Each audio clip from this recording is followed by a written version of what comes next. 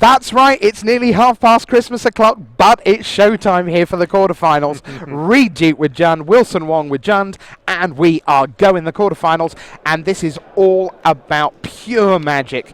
Marshall Sutcliffe, a mirror more or less. Yes. Wilson Wong trying to outfox, outthink, outfight, outduel, outcard, out everything.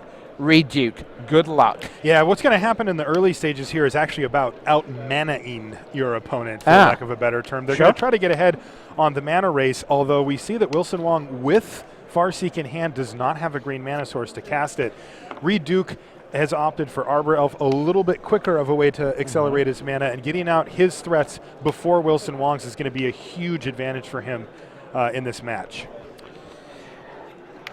The first and probably last time in this game we'll need to mention the fact that Kessig Wolfrun is on the right-hand side of the table. Just stick that in your back pocket for remembering for later, because if this matchup progresses and lots of creatures die, eventually Kessig Wolfrun is going to become a lethal threat for anything on one side of the board. Reed Duke has Farseek and the mana to cast it. He's also got a Rootbound Crag in hand, since he just got a Blood Crypt, which is a mountain. He's going to be able to play it. I think the only other card in his deck that he could play is another Arbor Elf. I don't know if he has one. We'll see. Okay. But this is another good step, again, towards what I mentioned earlier, which is getting him ahead on mana. He will be now a full 2 mana ahead when he hits this land drop here, and Wilson Wong is sitting there with no green mana source, and he's going to fall behind very quickly. Actually, it's a Stomping Ground, and he still has a Rootbound Crag in his hand as well. This is Reed Duke. He plays it tap, so no other play this turn, just the elf, but he knows that once he gets a big mana base assembled, he can start deploying huge, huge spells, and this is going to be a Cavern of Souls, and that's no good for Farseek either. Nope. Passes the turn. Not a good start for the Canadian. Reed uses Arbor Elf to see the first Thragtusk of the quarterfinals. Now, I have to say that isn't the worst case scenario for Wilson Wong. Garrick Primal Hunter would have been much worse than that. Absolutely. Oh man, stuck without green mana or a second black mana source for Liliana of the Veil, and Wilson Wong is in big trouble here. He's going to take 6 damage. And now another Thragtusk. Done. In the battle of attrition, Thragtusk is a huge, huge play, and I think... And here there is no attrition. This is just it. Just steamroller. Another mana source that can't cast Liliana of the Veil or Farseek. This is crazy. And there's a Thragtusk. He must have named Beast with that second one. In order to get himself the mana, So this will help. This will give him a little bit of a reprieve here. Yeah. So Reed now, with a clear-cut advantage,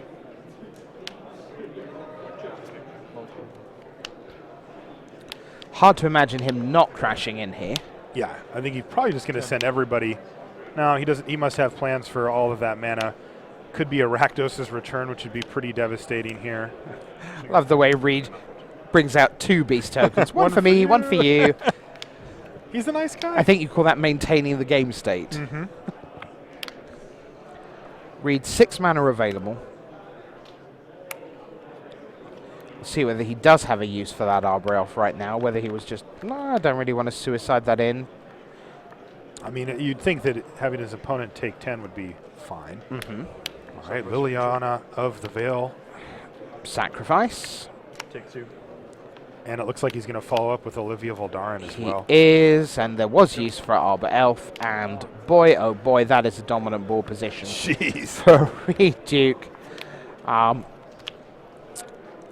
Yeah, Thragtusk, and then a turn with Liliana of the Veil and Olivia Voldaren. I'd say he's well ahead on mana. Down to 12 now, Wilson, because he's made that Stomping Ground untapped. 4 cards. And unfortunately, we were building it up as this opportunity for the Canadian to, go up against Reed Duke. And really, so far, he's not had that opportunity. The cards he's been dealt, literally, have not given him that opportunity. No. So, Huntmaster.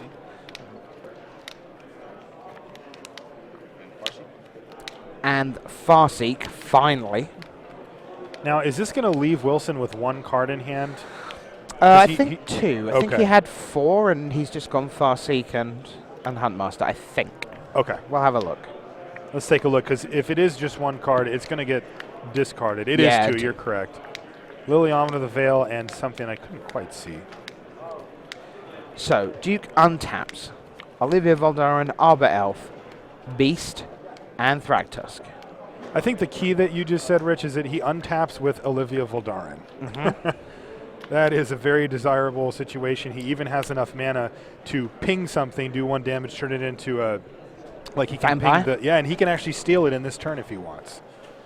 He's got 7 mana at his disposal, which is how much you need to do that play. He can also just... if he has another land drop here, he can just kill both creatures and crash in. Hit this. He's just going to kill that. 2 counters, another counter, land, another counter, shoot that, crash. 7, 8, 9, Thanks 10, for playing. 11, 12, 13, 14, 15 damage. That's Vespa's game. Yep. USA, USA. Well done, Reduke. 1-0 up. Nice and quickly over Wilson Wong. You see on the right of your screen there, Su Ching Kuo in the glasses. And he is up against Thomas Holzinger of Austria. They are underway in their quarterfinal match. Let's see if we can take a look at what's going on in there. We presume still game 1, because Kuo is not super quick. Holzinger is with the Aristocrats deck, more or less the same as Tom Martell. He's got a Sublime Archangel in his main deck. There you see the board. And what do we got there? We've got a Knight of Infamy, a Doom Traveller, and a Falconwrath Aristocrat on the Holzinger side of the board. Kuo, meanwhile, not by the looks of things a super busy graveyard just yet. We've got a Grizzly Salvage resolving right now. 2 Burning Tree Emissaries are in play for Kuo. And although we don't yet have life totals, things don't look terrible for Holzinger. Holzinger's at 11. Kuo at 10. All right, we've arrived at a pretty interesting point here, Marshall. Indeed. So, Su Ching Kuo right now, it looks like he's resolving a Grizzly Salvage. That's what those cards should be on the right-hand side, on his right-hand side on the bottom of the screen there. And he is picking apart what he should be doing. I can see that he's got all the pieces of the combo available now. He has Burning Tree Emissary on the battlefield. There's an Undercity Informer and a Fiend Hunter, both that he can either have in his hand or in his graveyard, however he chooses. There's also already in his graveyard another Fiend Hunter. So he's going to need to get an Angel of Glory's Rise onto the battlefield to make the combo happen, but he can absolutely do that if he has... Well, we see what he has in his hand, but he needs an Burial Rites and an Angel in the yard, or he needs to draw a couple more lands and an Angel. Right, he's got 2 Unburial Rites in hand. I cannot quite see if he's got an Angel in his yard, but I don't see one. There's only 1 card near the top that might be it, and I don't think it is. No, so yeah, right by what was the little 0-0. Yeah. I don't think so. I don't think so either. If he does, then he can just go for it right here, and he'll just win the game. Yeah. Holzinger's only got a red or a white mana up, nothing that for that cost in standard currently can interfere with the combo. So right now, Su Ching Kuo is going to come up with something else. He's facing down a Falconwrath Aristocrat that when it attacks is going to get exalted, and then in addition to that, Holzinger can sacrifice both creatures, so it'd be 5, 6, 7. You have to imagine that the play here is the Unburial Rites for Fiend Hunter. And just take out that and just say, let's get that gone. He's got another Unburial Rites. Yep, there we are. Yeah, looks like he agreed with you, Rich. No, I think I agreed with him. I don't think he would agree with that. Yeah. You were here first. And indeed, Falconwrath Aristocrat is neutralized. That's going to leave Holzinger with basically no attacks. And Su Ching Kuo is in a beautiful position here. He's still at a relatively comfortable 10 life total, and he just needs to try to find an Angel of Glory's Rise to either hardcast if he hits another mana, or, which he did, he's got the land in hand. He's also got a mulch, or he can mulch one away into the graveyard and then just win on the spot. Yeah. Now, this time Holzinger has untapped mana, so it's a little bit more complex than that because he can interrupt the combo by killing the Fiend Hunter with like an Orzhov Charm. But still, Tuchinko looks to be in a good position. So here's mulch. It is. There's a Huntmaster going in. A Grizzly salvage. Another mulch. So not the world's most successful mulcher. Was already a Huntmaster in the graveyard anyway. Too far? It's also worth remembering that because of flashback on Unburial Rights, Quo does have the opportunity to use up another Fiend Hunter at some point should Holzinger come up with another big threat. So Holzinger is currently like 2 threats away from it being serious for Quo. He really potentially. is. I think that he's actually going to get back the Undercity Informer here probably. Yep, yeah, because he wants to just accelerate things through, get a little further into his library.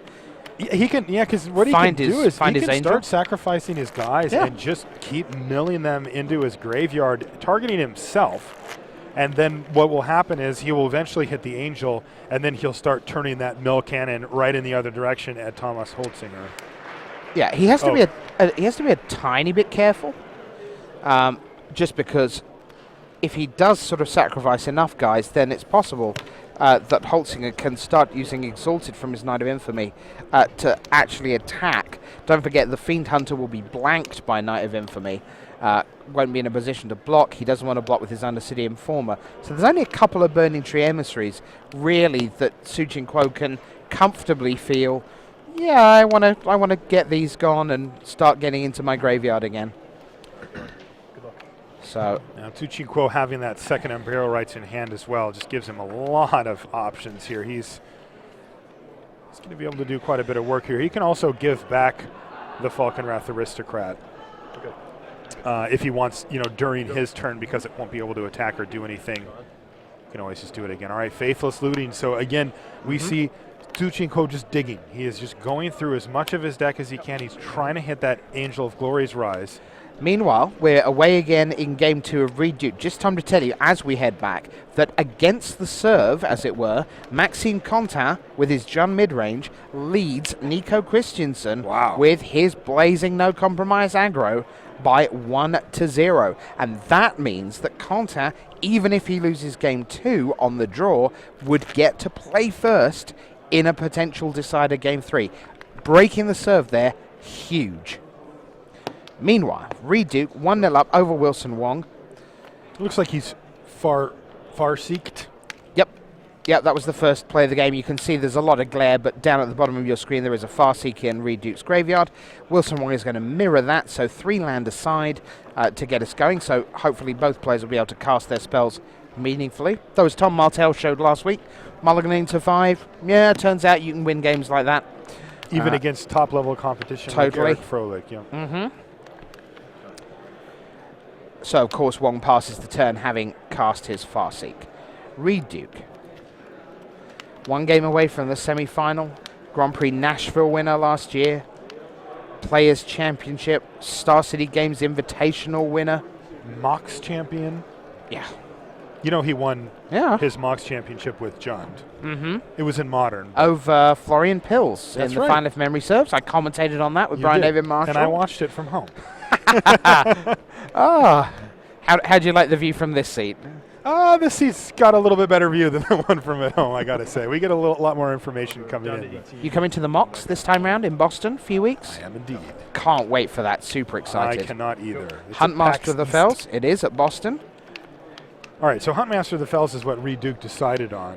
It looks like he was thinking, so he could have had Olivia Voldaren as well. He could even have had Liliana of the Veil potentially, because he went from 2 to 4 mana.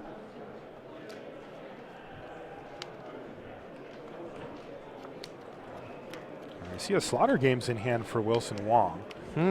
He can cast that right now if he wants. And what prey would one name? I'm not sure. It depends on what he's most worried about. All right, there's an Olivia Voldaren. He could name Garrick Primal Hunter. That's a big issue for him. He does have Dreadbores to deal with it potentially, but that's a lot of value to get out of it. Yep. He could name the other Olivia Voldarens, as they tend to take over the battlefield pretty effectively. He could name Thragtusk.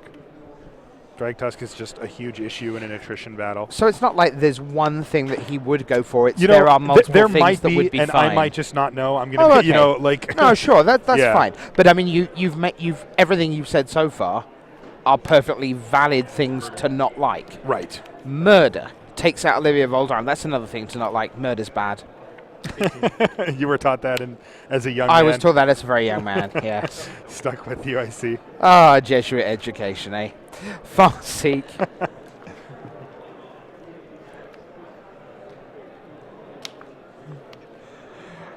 There's also Bonfire of the Damned floating around, which is great for both players. And again, Rakdos' return on Reed Duke's side, it can be absolutely devastating if he can pull it off at the right time. You know, like if he untaps next turn, let's say Wilson Wong draws a card, plays like a Thragtusk, you know, land in a Thragtusk, Reed Duke untaps and Rakdos returns him for his whole entire hand. Ridiculous. Go.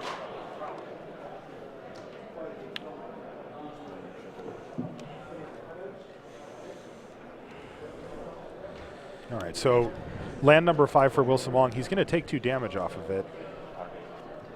And this is going to be 5 mana for Garruk, Primal Hunter. Planeswalker time for Wilson Wong. Now this is an opportunity for Reed Duke to kill that beast token and then send both of his creatures at Garruk and get that problem taken care of as quickly as humanly possible here. Yep.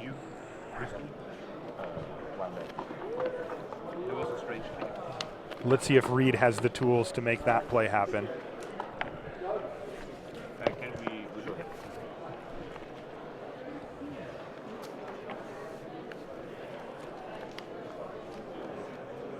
It's interesting because even if Reed had something like a Dreadbore here, he'd still rather aim it at the beast and then send both creatures in because he gets rid of everything by doing it that way.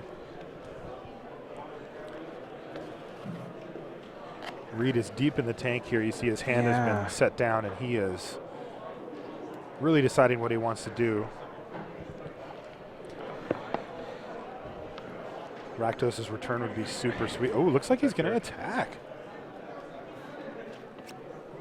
Wow, he sees that Garruk as a massive, massive threat because he has just put a Huntmaster of the Fells in the bin. Oh, Staff of Nin, one of my favorite cards. You don't get to see it in Standard that often, but when you do, it is amazing. You know, we were talking earlier, Rich, about the attrition battle that says, well, drawing 2 cards a turn just for yourself, that helps shore up attrition battles very quickly. We see he uses it to finish off the beast as well. Huntmaster back the other way.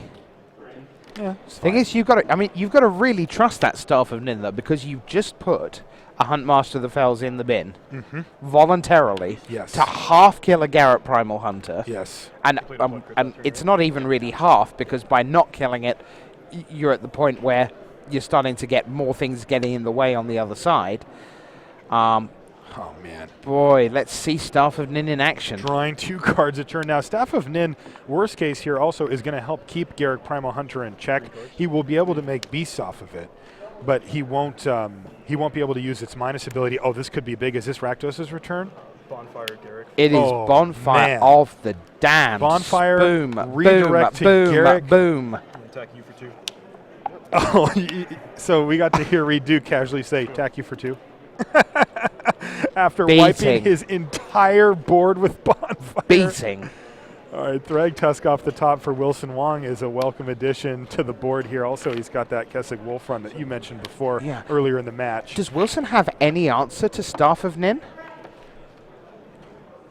He has 1 Staff of Nin of his own in his sideboard. Okay, which he probably has in there. I do see a couple of acidic slots. Yeah. Which is a good answer to it. Obviously, you cannot abrupt decay it, so it's going to stick. And I mean, honestly, at this point, the damage has been done. Reed Duke has now drawn 2 extra cards off of it. Yeah, but it's not over yet. Because of the life scores, it's not over. But in 3 turns from now, it will be over because it'll have drawn 5 extra cards, and it'll be like, it's like I started with 12 cards in my opening hand. Yeah. Pardon? So Mizium Mortars in hand for Wilson Wong. You also see that Reed Duke has put a dice on top of his deck. That's a reminder. That's a really good way for you guys at home to remember. I do this too, that you've got that Staff of Nin trigger. There's no reason not to do that. Even if you remember it every time, you know, that one time you forget, you're going to say, why don't I just put a dice on If you think you're so much more awesome than Reed Duke, there's probably something in your self-assessment that's not quite right. That's right. Olivia Voldaren for Reed Duke. See, that Thragtusk is pretty scary, although Reed is at 18 here, so.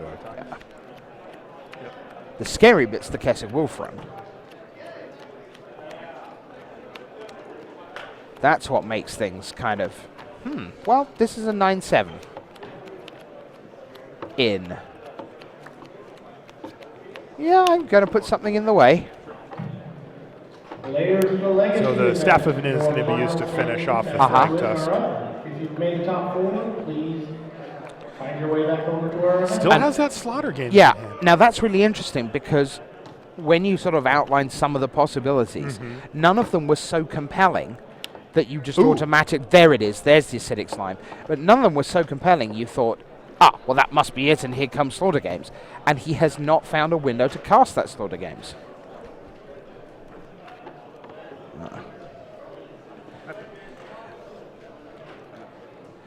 Can tell you that Nico Christensen has evened things up 1-1 with Maxime Contin. Suchin Quo 1 up on Thomas Holzinger. The Reanimator leads Aristocrats 1-0.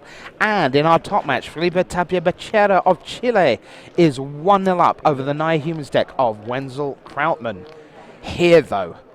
All right. So Wilson Wong trying the dust is settling to come here. back. The acidic slime took out the staff of Nim. That's why the dice isn't on Reed Duke's deck anymore. But Reed still has Olivia Voldaren. He activated it twice to take out the acidic slime. He used his staff of Nim before it got destroyed to finish off Thragtusk, leaving Wilson Wong with just the beast. And here comes 3 damage coming at the beast. Shoot it. 2 damage. Shoot it. Shoot it. 3 damage. Take 8?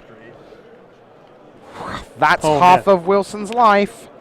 1 turn. Or is it handshake time? I see that Wilson has Mizium Mortars in hand. That's just not even close to big enough to deal with Olivia No. Voldaren. Handshake. There it is. Reed Duke through to the semi-finals of the Grand Prix here. Goodness gracious me. 2-0. And Reed Duke will face either Maxime Contin or Nico Christensen in a lightning match if Christensen can get through, or it will be another Jund mid-range for Reed Duke to face, and he came through that one with flying colours. He really did. So next door, you see in the background there, Dougie Potter, thanks to him for lending me the Edmonton Oilers jersey. Which he has on now. Earlier in the day, that's right, brave man. There you see the bracket, Berera right now 1-0 up over Krautmann. Quo 1-0 up over Holzinger. Reed Duke through, and he faces the winner of Contin and Christensen. They are heading for Game 3. We, meanwhile, will take you to Game 2 that is just about to get up, just starting now, with a Turn 1 champion of the parish for Thomas Holzinger. Looks like he's a white in the aggro deck to start with. Plains. Plains, champion of the parish, Craig Wesco on your right, and Suchin Quo on your left, as it were.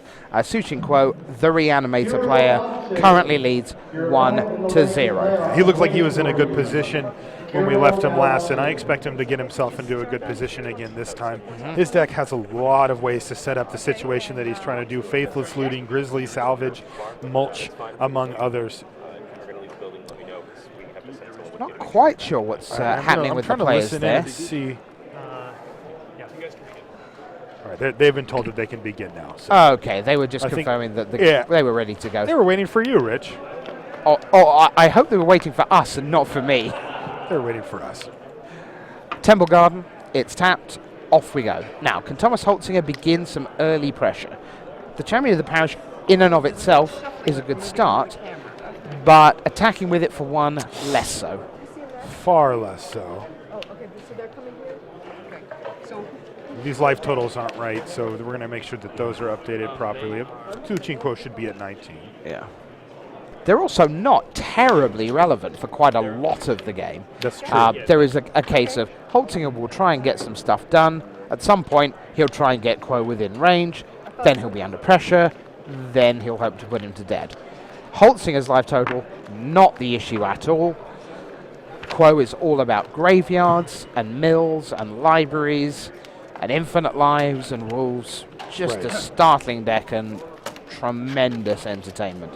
I'm not sure I would necessarily recommend that beginner players take Quo's deck to their F&M on Friday. That's probably think- correct, yeah. I think it's one that you certainly want to goldfish a lot. That means goldfishing just to play on its own without opponents having any turns. Just see what the deck does, see the interactions, get a feel for the flow of the deck. So, Quo pitched a land and an Undercity Informer. He still has the Faithless Looting sitting in his graveyard, and Thomas Holzinger says, yeah, man, your bear is bigger than my guy. Unfortunately, the 2/2 Burning Tree Emissary is just outclassing the Champion of the Parish as the board sits. As Thomas just passes the turn back, probably going to name Angel. Yeah, and we're going to see a separate Undercity Informer come down. That is 2 pieces of the 4-piece combo to make this this an infinite mill situation, but it looks like an Orzhov Charm is going to interrupt any sort of start to that. Yeah. Thing is, though, again, you see the power of using the graveyard as a resource. Normally, when something like Orzhov Charm happens, the card that you've just killed, well, that's kind of out of the game. It's very much in the game where it is right now. In fact, he actively tries to get to that situation, but yeah. Falcon Wrath Aristocrat comes down for Holzinger. In it comes. Pile in.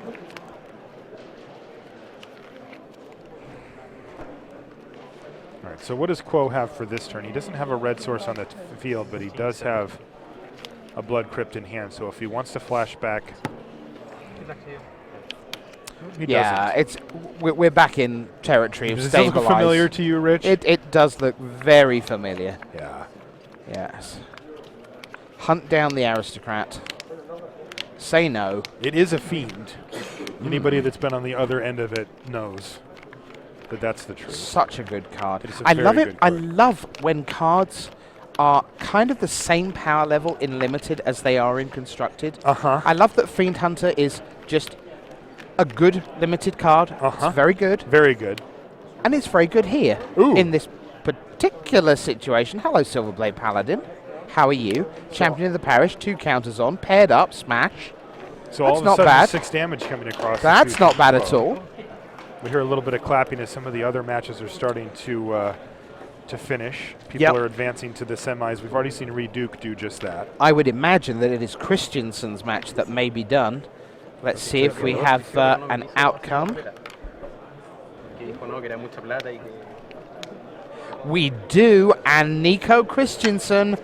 Wow, that sets up a terrific semi-final. Nico Christensen has advanced to a semi-final against Reduke. Christensen with his giant growths, his 7 damage on turn 2, lightning maulers, and champions of the parish. As you see, Captain Quebec come down for Su Ching Quo, which is a little bit ironic. Up against another champion of the parish as well for Holzinger. So the paired up champion. Double strike, remember, the Silverblade Paladin is double strike as well. Holzinger down to 1 card. But Quo, who is holding another Fiend Hunter, and that could be very handy when he gets to untap next. Quo is, he's kind of under pressure here. He is indeed. He could double block the Silverblade Paladin with both of his creatures. That would take out the Paladin, although Thomas Holzinger does have 3 untapped mana, and that's a pretty scary proposition if you're sitting in Su Ching Quo's seat. Now, only 1 card, though, for Holzinger. Only 1 card. Okay, so that is definitely makes it a little bit more likely that Quo might want to take that risk. Even if he does that, he would be taking 8 damage from the champion of the parish here, though. Quo doesn't really mind if the Huntmaster and the Wolf Token are in the graveyard. He would love to have a chance to transform them, but if Holzinger does have an instant in his hand, then he won't have that opportunity, and it could be a disaster for Su Ching Quo if he goes for that play. So I think he might just double block the Paladin here.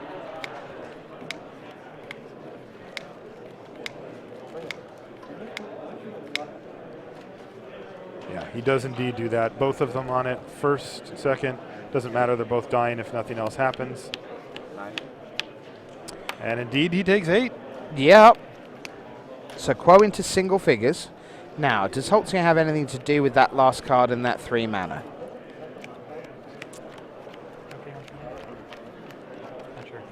He has bought himself a chance here, despite the Fiend Hunter on the other side taking out his Aristocrat.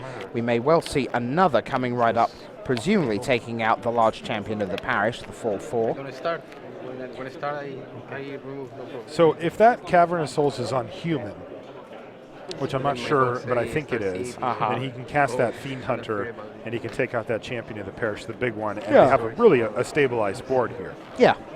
If it's not, he's going to need a white source to be able to do that. I see that he also has a Huntmaster of the Fells here. He's deciding what he wants to discard, though. There's a Burning Tree Emissary in his hand as well. Yeah.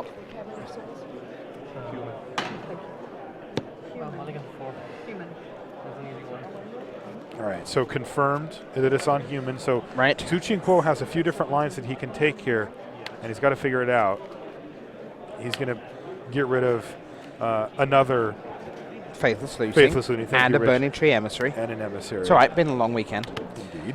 Huntmaster of the Fells comes down. So it looks like he's gone for a Huntmaster instead. It does mean that he's going to take 2 extra damage in that exchange, dropping him down to 7. But, you know, outside of like a Falconwrath Aristocrat, it doesn't look like he's under too much pressure here. He can trade this. That looks like he's just going to chump block, though. So Tsuchin Quo throws the wolf under the bus, as it were, and Holzinger passes now with 2 cards. no play for the turn, so Ravage So- of the Fells makes an appearance. Yeah. It's going to do 2 damage to Holzinger and take out the smaller of the champion of the parish. The baby champion. That's Yeah. a huge play. If Quo can can play 2 spells this turn, he can retransform Ravager right back into Huntmaster of the Fells, gain himself 2 life, make another wolf. 6. See Maxime Contin, he has just lost to Nico Christensen. Has the look of someone whose weekend has come to an abrupt halt. Yeah, I see him looking up in the air a little bit. That's the kind of look you get. The thing is, you're so in the zone when you're playing, and Yeah. so in the moment, and your entire life is about this next turn. Yes. And suddenly there isn't a next turn to think about. Right. These 2 players, though, are very much in that zone and looking at the next turn. You've got a Ravager of the Fells, a Fiend Hunter, having taken out Falconwrath Aristocrat. The other side, Doom Traveller, and a 4-4 champion of the parish. Holzinger has 2 cards. Quo slowly filling up his graveyard. It's been a pretty clunky game from his point of view, this one. It has. Still trying to fill up his graveyard. No sign of Angel of Glory's Rise yet. Undercity Informer is there. Burning Tree Emissary is there. There's a Huntmaster there. He's been using Fiend Hunter as a defensive measure on the board. And where are those angels hiding? Because when he finds it, that is going to change things massively. That's right. Although Tsuchin Quo's interesting here. You know, Thomas Holzinger sitting at 10. And he realizes, you know, Tsuchin Quo realizes he's got a better board state here. The thing is, not by a lot, because the Ravager can get blocked by a Doom Traveller. Doom Traveller becomes another creature. Champion of the Parish is already 4-4. But now that changes things, because the 4-4 champion being gone is a thing. But that was 2 Huntmaster of the spells, Fells. transforms Yeah. back. Now this is huge. Thomas Holzinger, what have you got? He did nothing with his 1 card, did nothing with his 2 cards. And he has peels drawn a another land. He land. has 3 land in hand. He is going to have to ship this turn back to And Tsuchin Quo, transform that Ravager, transform that thing into a Ravager. That's going to take out the Doom Traveler, drop Thomas down He to is 8. all kinds of almost And dead. remember, Ravager the Fellow is a 4-4 with Trample. That 1/1 Spirit token doesn't do a very good job Yeah. of jumping in the way. Yeah, absolutely. Oh, man. Here Thomas we Holzinger go. is not likely to be dead this turn, but he is way up against All it here. but. Yes. Tsuchin Quo is poised to make it to the semifinals here in Quebec City. I've got the pen poised over the bracket, ready to put it in. You do, and it's interesting because Right. all he's done is just cast value creatures. Like, it's not like he's comboed off or done anything crazy. Smash. It looks like Innistrad Limited. It's like oh man, you opened a Huntmaster? So lucky. Yeah. He splashed it in his green-white deck, and in they come. Holzinger picks up his 3 land, gets in the way. He's going to go to 1. 7. And Quo is not going to need to reanimate a thing.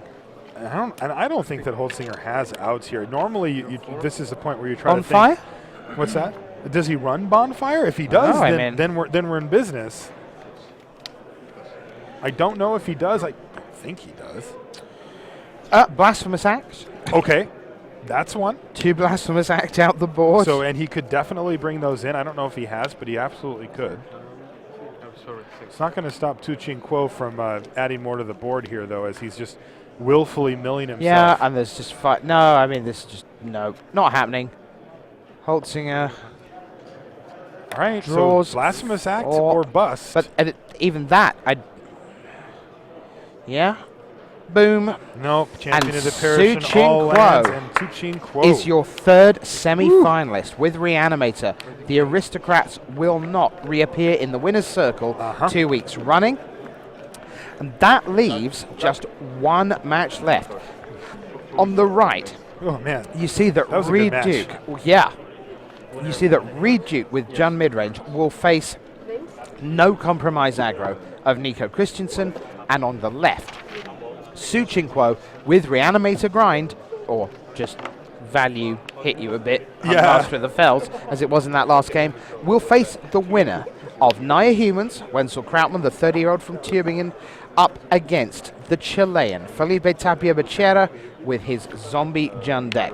As of now, Becerra leads 1-0, and we are going to get over there, see what's going on in that one. There you see Tapia Becerra, Zombie Jund.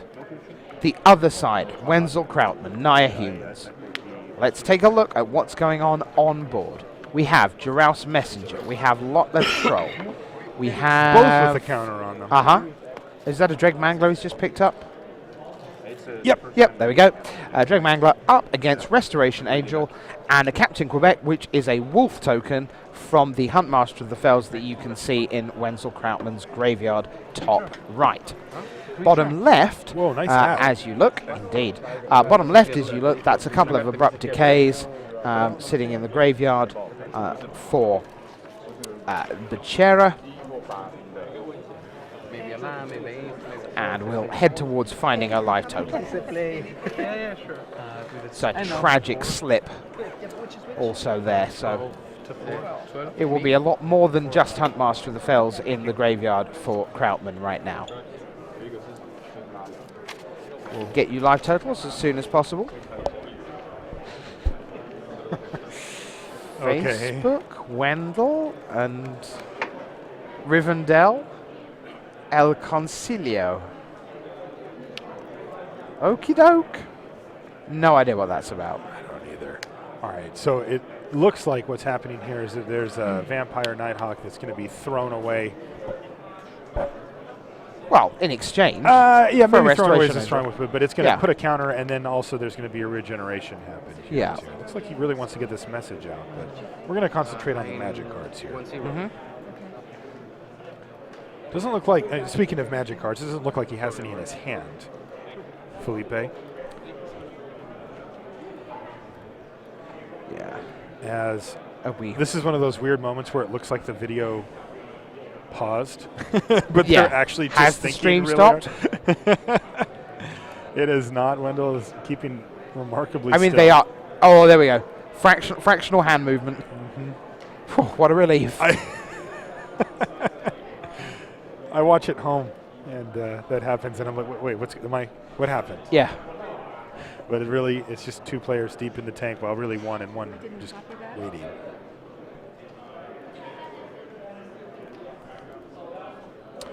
Yep. I suspect we're not far away from the electric cattle prod for Wenzel Krautmann. Yeah. The judges are... That's the I need you to make a play that's from the judge? That's the electric cattle prod, yes. Yeah. I like that name for it.